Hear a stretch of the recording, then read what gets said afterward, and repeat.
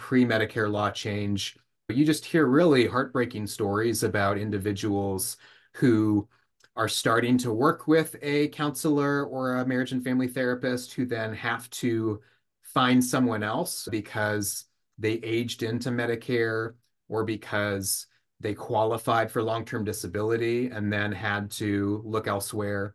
Cases like that, or cases where they wanted to work with a professional and nobody in their area was taking Medicare, and it was a 6-month wait list before they could receive help. So we're excited to contribute to the broader mental health workforce that Medicare now recognizes.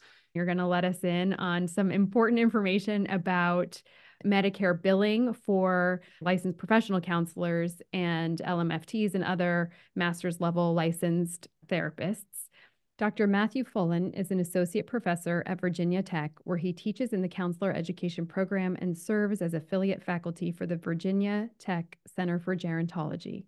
Dr. Fullen's research, teaching, and advocacy focus on the mental health needs of older adults with an emphasis on addressing gaps in Medicare mental health policy and developing programs to enhance resilience and wellness and prevent suicide among older adults.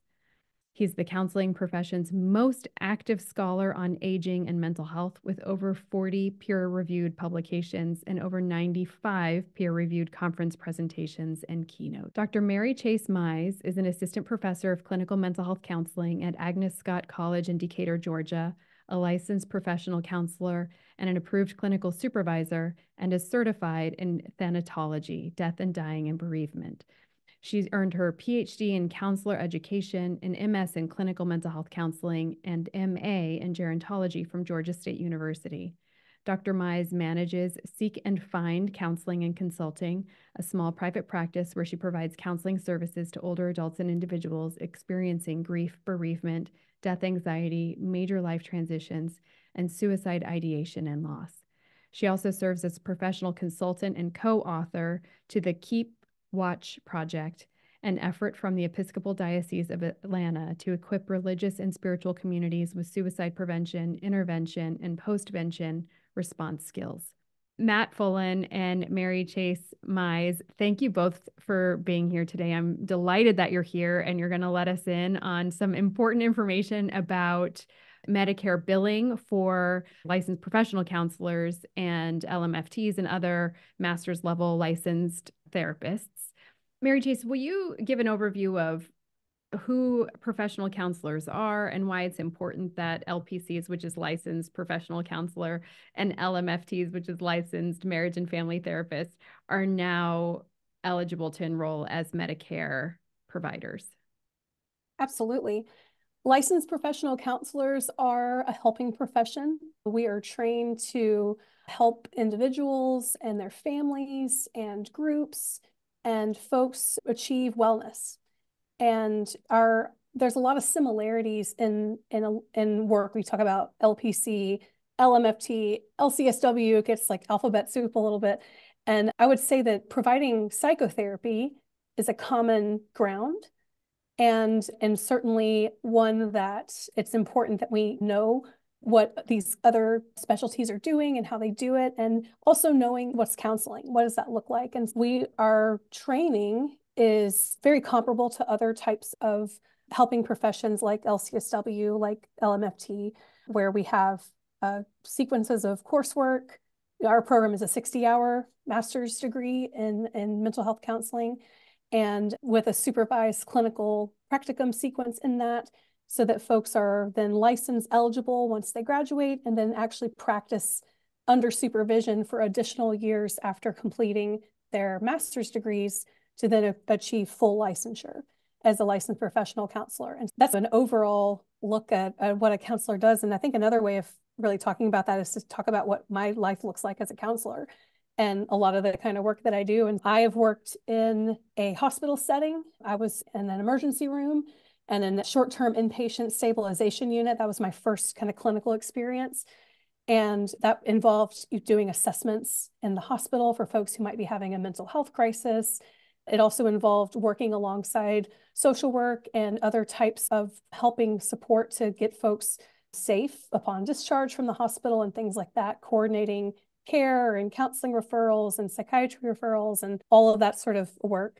And then after that, I worked in a community agency that was a mental health care agency where the staff was a mix of folks who were licensed clinical social workers and licensed professional counselors.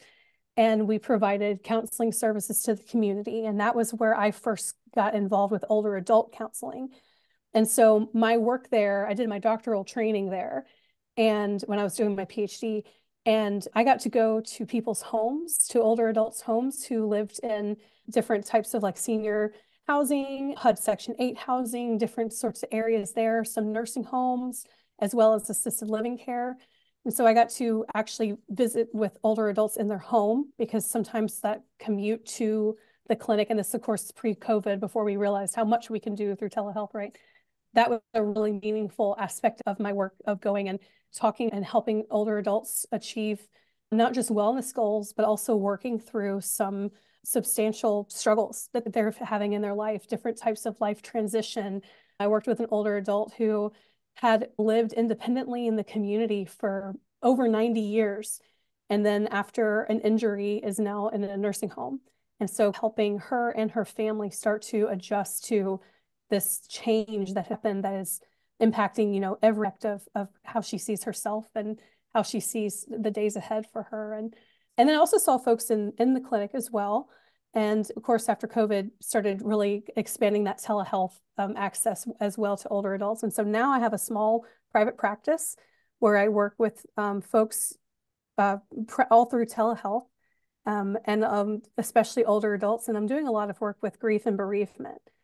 And the work of the counselor, to go back to your original question, is really bearing witness to and holding this kind of vulnerable, sacred space with people as they navigate these challenges in their life, as they navigate distress that they may be experiencing from a mental health condition that we are equipped to diagnose and work alongside to help provide treatment for, and also to have room for those things that happen that can make life hard, and how to have someone provide that kind of safe therapeutic relationship. And I think being able to hold that space with older adults is one of the most impactful and important things I think I'll probably ever do with my life. Beautiful. You both have alluded to, as you're talking about yourselves and this work, Medicare. And Matt, I'm wondering if you could share a bit about what some of the barriers were with Medicare billing related to LPCs and LMFTs, and then what the new changes are and what will LPCs and LMFTs have the opportunity to do with Medicare. Absolutely. Yeah, so prior to the last few years, the last time that Congress had updated mental health policy within Medicare was in 1989. And so in 1989, licensed clinical social workers were added as approved mental health providers, and there were certain restrictions removed from the practice of psychologists at that time as well. So in 1989, the mental health needs of older adults were increasingly becoming known. We also knew at that point that there was this sort of projected demographic shift that we would hear people alluding to, and yet it hadn't quite emerged fully just yet. So fast forward 35 roughly years, and you have older adults that demographically have really increased dramatically, with the boomer generation hitting 65 and just all of these demographic shifts that had been projected. You know, we're now fully in the midst of that. We went through this global pandemic that we continue to navigate. Telehealth became much more of a way to increase accessibility. So there are these number of shifts that had happened during that period of time. And yet the last time the program itself had been updated continued to be quite some time ago. In the midst of that, there was ongoing legislative advocacy that many mental health groups, including groups that have an affiliation with professional counseling and marriage and family therapy, as well as broad Medicare advocacy groups and consumer advocacy groups, both those that really focus on older adulthood and aging, as well as those that focus more generally on mental health access. There was this emergent coalition of advocacy groups that had been making making these issues known to Congress over the better part of the last 15 to 20 years. But that really ramped up just in the last 5 years or so, as there was more of a shared awareness that this was a bipartisan issue, that this was something that had a lot to get behind, a lot to, there was some degree of shared buy-in around the growing mental health needs of Americans, and specifically the growing mental health needs of older Americans. And on top of that, then being able to highlight that this policy, the mental health provider policy, was 30 plus years out of date. And during that period of time, the mental health workforce had really continued to evolve. And one of the things that is important to highlight is that when you look at sort of the macro landscape, there are conservatively 200,000 licensed professional counselors, licensed marriage and family therapists. Not all of those individuals are independently licensed. They may be at different stages in the licensure journey, but that's 200,000 plus professionals who have completed at least a master's degree, oftentimes in a 60 credit program, have had those supervised experiences that Mary Chase alluded to. And really what we had then was a mental health workforce that had been maybe unknowingly sidelined by the Medicare program. Nobody chose to draw it up that way. It was just the peculiarity of history. And so as that advocacy began to really pick up, and I think there was more and more of that just shared buy-in, again, bipartisan, that this was something that would be very beneficial. We also saw indicators in early 2023. So the Biden administration released its proposed budget, and within that proposed budget, within healthcare and mental health care, was a recommendation to include professional counselors and marriage and family therapists. We also found that over the years, there was increasingly an understanding from the Center for Medicare and Medicaid Services that there was a mental health workforce shortage and a misalignment between Medicaid and Medicare that really needed to be looked at more closely. And so we saw some shifts in 2020, early parts of 2022, where CMS was making some recommendations about how we could use counselors and marriage family therapists more readily. But they also indicated we really can only go so far unless Congress changes Medicare law because of the way that statute is drawn up. So all that to say that in December of 2022, as part of the Consolidated Appropriations Act, which was the omnibus budget bill that Congress and the administration were working on together, within that proposed bill was the language of the Mental Health Workforce Improvement Act, which again included licensed mental health counselors, which is really just a different nomenclature, but the same thing as licensed professional counselors, as well as licensed marriage and family therapists. That budget was passed and signed into law by President Biden at the end of 2022 with a projected start date of January 1, 2024. That new mental health provider regulation went into effect. And so we're very early in this process, but licensed professional counselors and licensed marriage and family therapists can now enroll in the Medicare program. And that enrollment process does take a little bit of time. There are some hoops that are jumped through, not unlike other forms of insurance. I'm now approved, I'm paneled by Medicare, and I can begin serving Medicare recipients as part of my practice. And so we are seeing, even though we're very early in this process, all of that hard work on the advocacy side really starting to bear fruit. And our expectation then is over the next several years, we will begin to see the saturation point among these new professions as they adapt internally to these new opportunities. So it is important to keep in mind that licensed counselors and licensed marriage and family therapists trained to meet the needs of individuals who are working through mental health conditions of all sorts. And some of these professionals have identified ways to serve older adults in spite of being excluded from the Medicare program up to this point. But there is some degree of catch up that will happen within our training programs, within downstream, as graduate students think about which profession do I want to receive my training in. Those individuals who have more of an interest in older adulthood may be more inclined to become counselors or marriage and family therapists than had previously been the case. And so it'll be really interesting to see how over the next few years, how some of those dynamics play out. But the most exciting piece of all of this is that older adults and people with long-term disabilities who rely on Medicare for mental health access will now have a better shot at finding a mental health professional in the communities where they live. Pre-Medicare law change, you just hear really heartbreaking stories about individuals who are starting to work with a counselor or a marriage and family therapist who then have to find someone else because they aged into Medicare or because they qualified for long-term disability and then had to look elsewhere.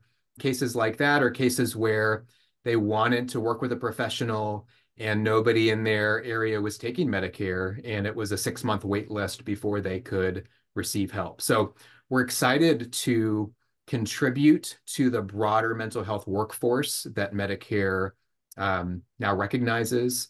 And to your question about what can counselors or marriage and family therapists do, it really is pretty equivalent across the board when it comes to what those professionals and licensed clinical social workers, and to some degree what psychologists do as well. So anything that is in the talk therapy realm within the Medicare program is included.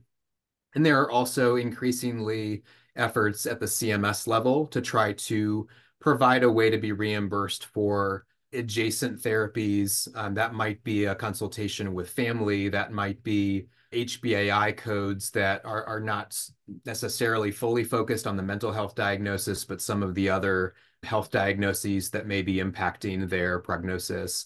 And so it really is a pretty wide open book in terms of what the reimbursement itself can look like and which services Medicare recipients can receive from LPCs and LMFTs. Do LPCs and LMFTs need any specialized training to qualify for Medicare? So do they need any training above and beyond what they have with their license, like a certificate in geriatric mental health, or can they just apply based on their license?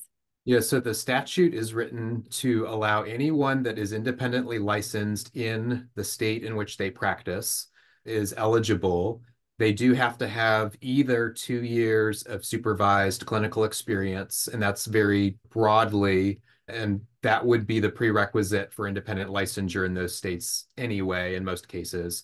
So either 2 years or 3,000 hours of supervised experience. So there's no stipulation that they have to have unique training around working with older adults.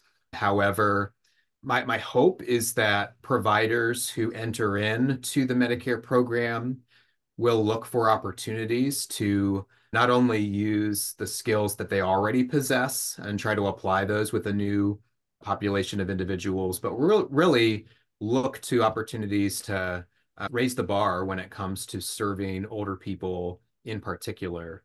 And that's where we're excited to partner with our peer professionals from psychology, social work, psychiatry, where there is a longer history of being able to work within the Medicare program and provide services to older people, and being able to find opportunities to collaborate around training and to really glean from other professions. How did you navigate this when you were first integrated into the program? How do you think about that from an individual provider standpoint? And then how do you think about that from that macro professional standpoint, where we may need to look at accreditation standards in our training programs, or we may need to look at competencies that have not had the same need to be developed prior to this point. So there really is a lot of exciting opportunities to serve people through this program, but also ways that these professions will have to evolve themselves. Mary Chase, how do you see professional counselors complementing existing mental health care professionals and serving the needs of older adults? Absolutely. I'll echo what Matt said earlier, that there's this one piece of it that over 200,000 providers now are eligible to fill in some gaps that may exist, whether that's from proximity to mental health providers, folks in more rural areas, things like that, where it's just the workforce just can't quite meet the needs that older adults may have in terms of mental health care services. And so I see licensed professional counselors kind of filling in some places to, and I think this is true of most helping professions. There's a gap there. The geriatric healthcare workforce needs to be bigger. We need more providers. We need more providers in medicine, in mental and behavioral health, across all these different disciplines. And so this feels like an amazing timing and opportunity to say, here's an entire profession that can now enter that geriatric workforce and help support the things that we look ahead to 2040, 2050, 2060, and seeing how the United States is going to look a lot different in terms of age demographics. And that's one way of joining in.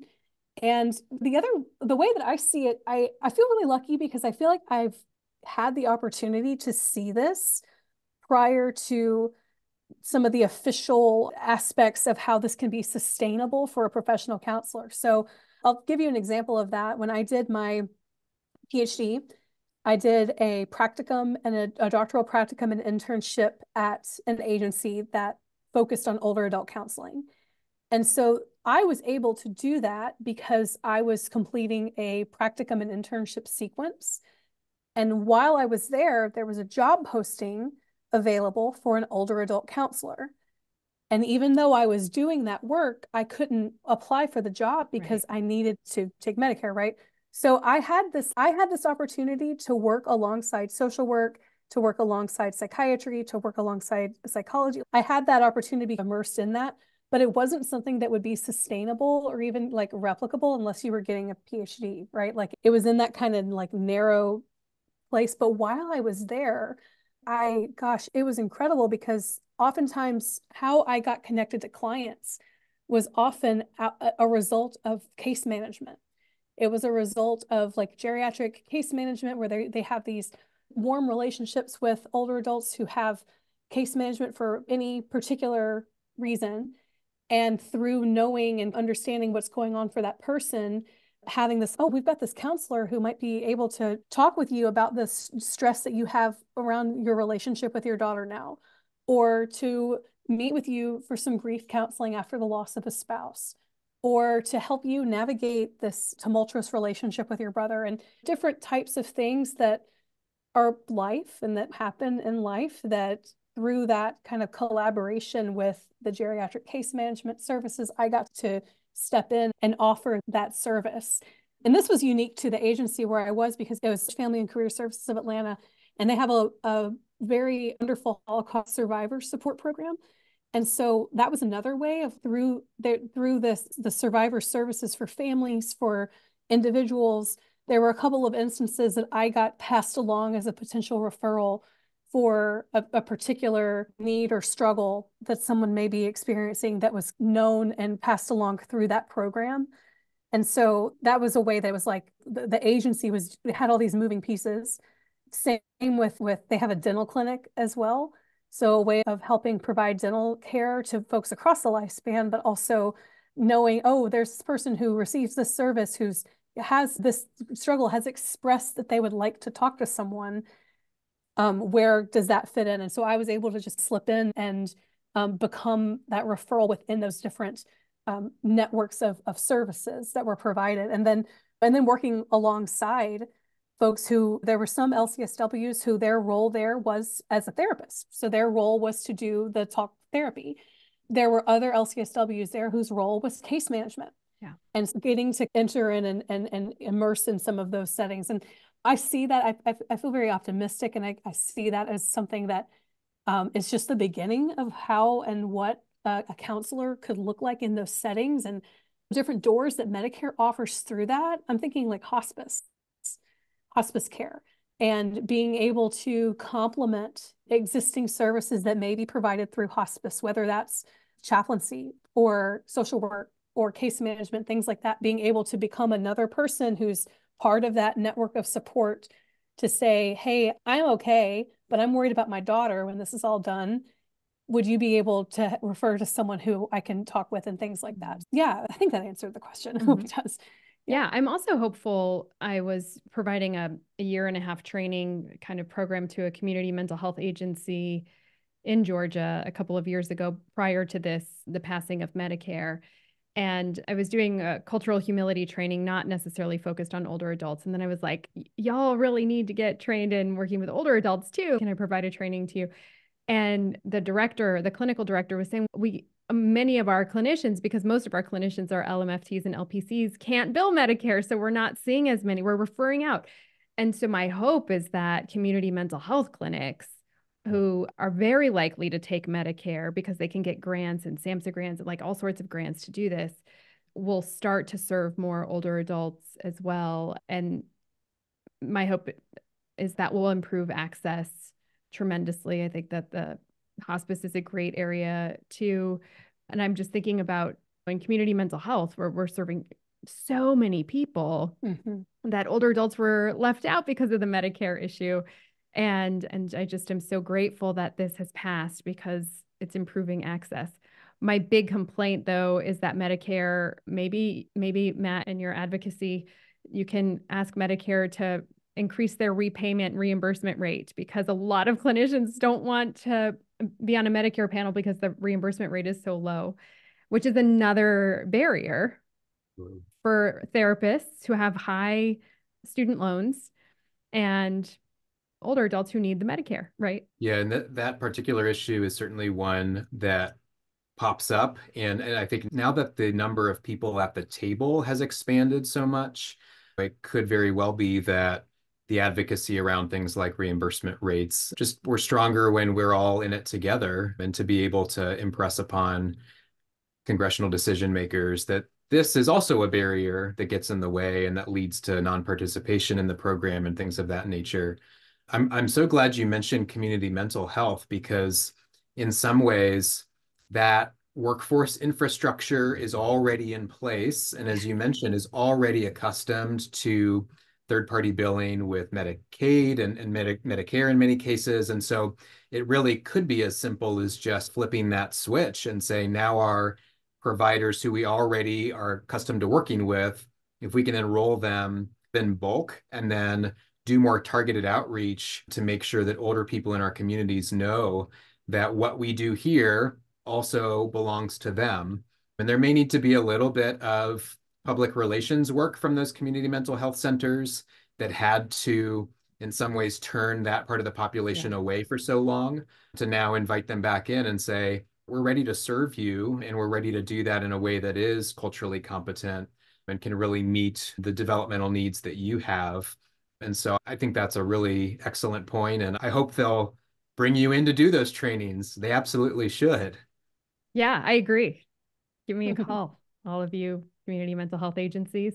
I was thinking too, there's a statistic by 2034, there will be more people 65 and older than children under the age of 18.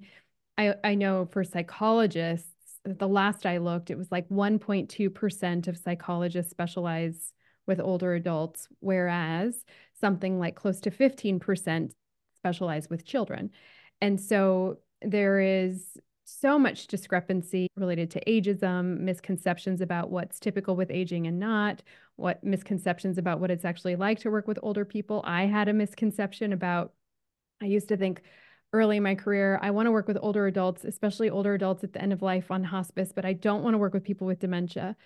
And then I started working with people, and I had a totally ableist approach. And so I had to challenge myself to think more inclusively and relearn some of the messages I got about dementia and disability. And then I learned to love working with individuals with dementia and families caring for loved ones with dementia and doing family systems work.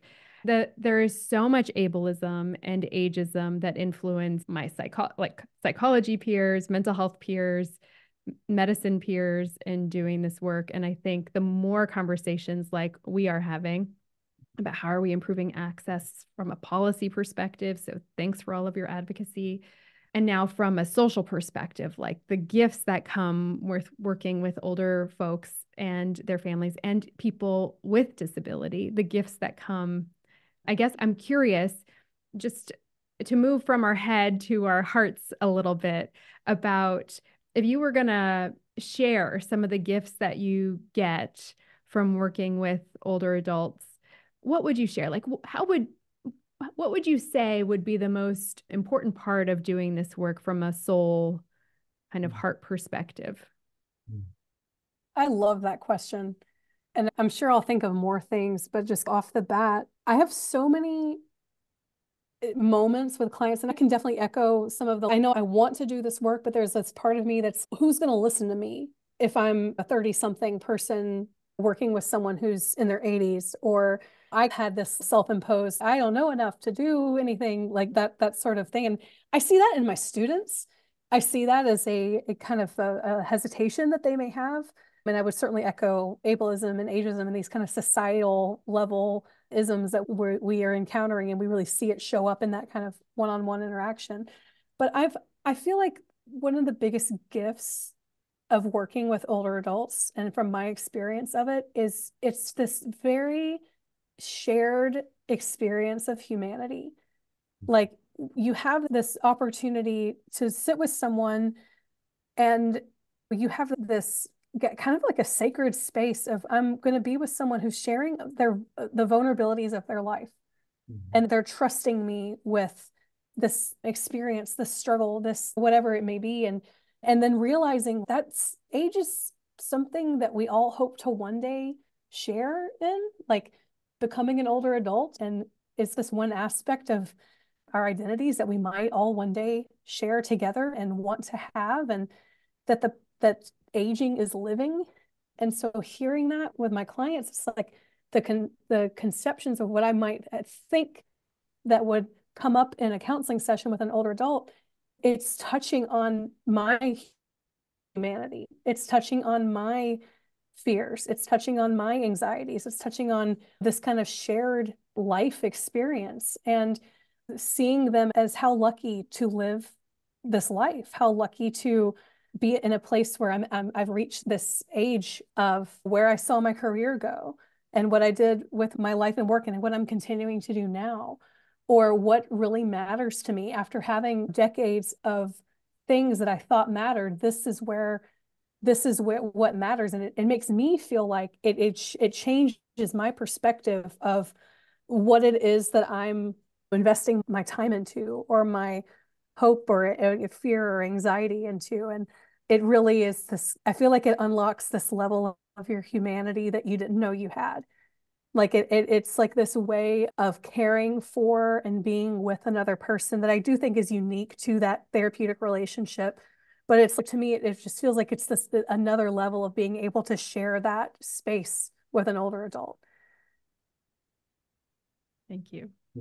I would just add that there's something about sitting across from someone who has been through life on all of the ups and downs of what life throws at you, and being able to see and reflect in them, and give voice to them the way that they have survived it, no matter what their story might consist of. Like, they are there and able to, to speak that back.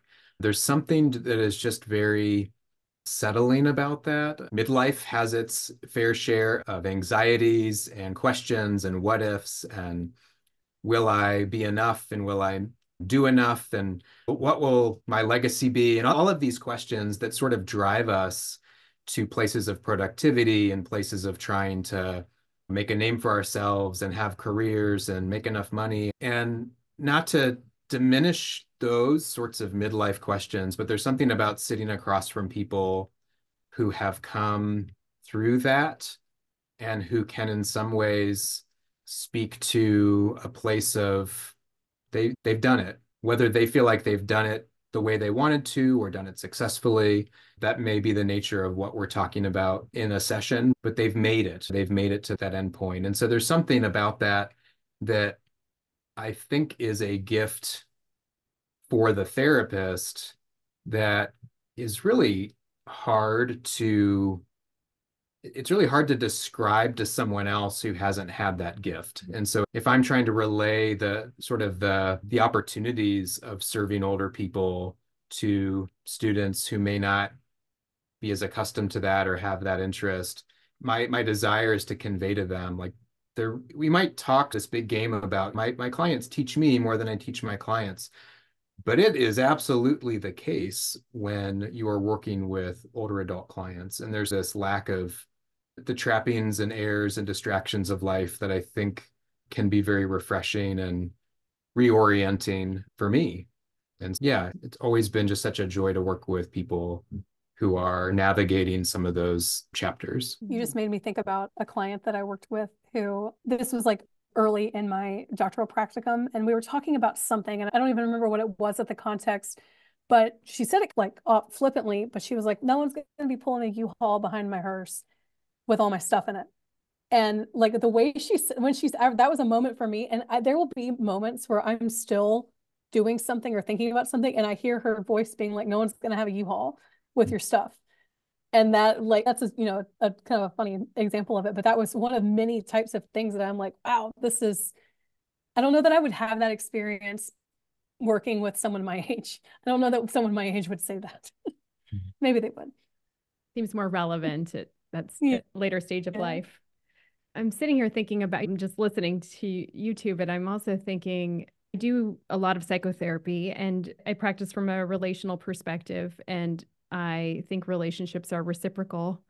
My patients don't know what they give to me, but they can feel that they give me something. And I don't tell them all of my inner workings and what they're giving to me, but I think they know and believe that what they're giving to me is equally rich and meaningful as what I'm offering to them in psychotherapy. And I think, to me, what's also so powerful about that is that this intergenerational experience. So I'm approaching 50. And when I started working with older adults, I was in my 20s. And just to see, and many of my patients saw me before I was married, and then when I got married, and then saw me pregnant, and then after I had kids. And because I worked with my patients for a long time, like some 10, 12, somebody I work with now for 14 years. And he's seen me through so many iterations of my middle-aged life. And I think this experience of this intergenerational experience of both coming and approaching, we both have to address our own biases about the other person. We're both coming into the room, me with ageism, maybe them with internalized ageism, but them with questions like, is this younger person going to be able to help me through this life transition or whatever I'm dealing with? And that somehow we both have to do the work to meet, to really see each other. And back to that humanity piece that you're talking about, Mary Chase, I think is a really powerful ingredient in therapy, especially this intergenerational therapy. I think as a therapist, my boundaries don't have to be as firm with older adults because there are inherent boundaries because we're different generations, we're not peers. And where if I'm working with somebody closer to my own age, I have to be much more boundaried because there aren't as many inherent boundaries in our relationship. And that gives me a lot of freedom, like emotional freedom, which I really like in working with older folks and older families. I think there's so many gifts to working with older adults. In fact, I just did a podcast, an episode about that, 5 things older adults have taught me in working with them. And I hope the lessons, and I'm sure the lessons will just keep coming. Absolutely. I think that's like, have this secret when you've had the opportunity to work with older clients, like you, through your experience, just how much you also receive from that. And I think there's a deep desire for me to want my colleagues and my students and other people who have maybe not had that gift, I want them to be able to experience it too. And sometimes trying to navigate that thick layer of ageism or ableism, or for the longest time, it was this policy that just created a barrier. I think when we speak with such exuberance about finally being at the table, it's not just some professional equity issue. It's not just some, new markets to be able to work with.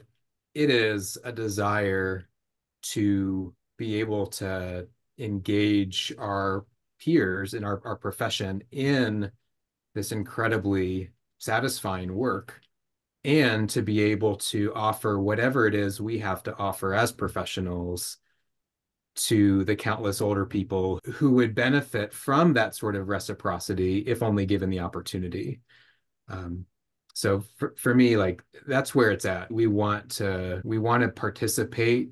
We want to learn from people like you, Regina, and others who have been doing this work for a long time. We want to be able to fully engage because we believe that something beautiful will come from that. And we're just really excited to finally have that opportunity. I'm so excited. I just think of how much needless suffering there is, and these misconceptions that older people, it's typical if you're depressed or anxious or have dementia, and that then they're not getting services, resulting in lots of suffering for the individual and the family and then the community. And that by expanding access, we need professionals, and we need to be working collaboratively and expanding services, not reducing them. We need to wrap up. And as we do, let me just ask, how do people enroll in Medicare? Do they just Google, how do I enroll in Medicare? CMS has that process laid out. And there is a volume of new applicants because of the new law going into effect, but it looks very similar to how people have enrolled in Medicare for a long time. And there should be similarities to enrolling in other third-party payer systems. The opportunity is there. And again, we envision that over months and years to come, we'll see just this groundswell of professionals who are getting involved in this. And hopefully that will continue to make a difference in the opportunities that older people have. Thank you so much to the two of you for taking the time out of your busy lives and training, because you're training emerging professionals, and you have your own work and practices and efforts. I will be linking in the show notes to each of your websites so that folks can learn more about each of you. Do you have any parting words where people can find you, what you're hoping next steps are in the field?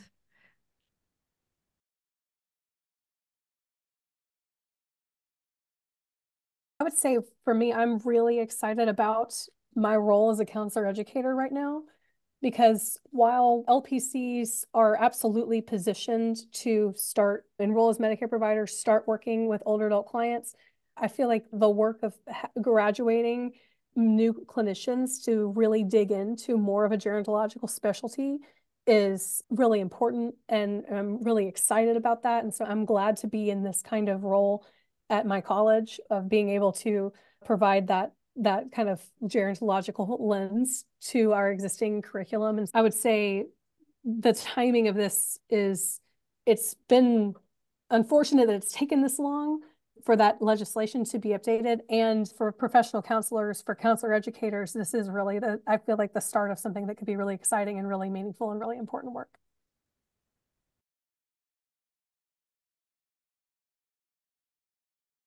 Yeah, I would just add that if a listener is looking for mental health care, those letters LPC or LMHC or L, those are the professions that we've been talking about. And it will take some time for that uptake for those professions to become fully enrolled. But if you're looking for services and you see someone with those letters, ask them if they take Medicare. If they say they don't, ask them why not. Ask them when they plan to do that. We want to put a little bit of the pressure on our own peer professionals to take that step. And if you're listening and you are a provider from a different background, I really genuinely want to look for ways to learn from what your professions have done for a much longer time. And I hope that LPCs and LMFTs that you might work alongside in your agencies will take advantage of that as well and try to learn from you and what you have to offer. And if you happen to be an LPC or an LMFT listening to this, go enroll today. Go find out more about what comes next. This is really an amazing opportunity to serve older people. And so I'm just, like I alluded to earlier, I just really want people to do this work because it's such meaningful work and it's so important to the older people in our communities. And to our own future selves. Absolutely. Absolutely. Thank you so much to the two of you. I really appreciate your time and contribution today. Thank you. You.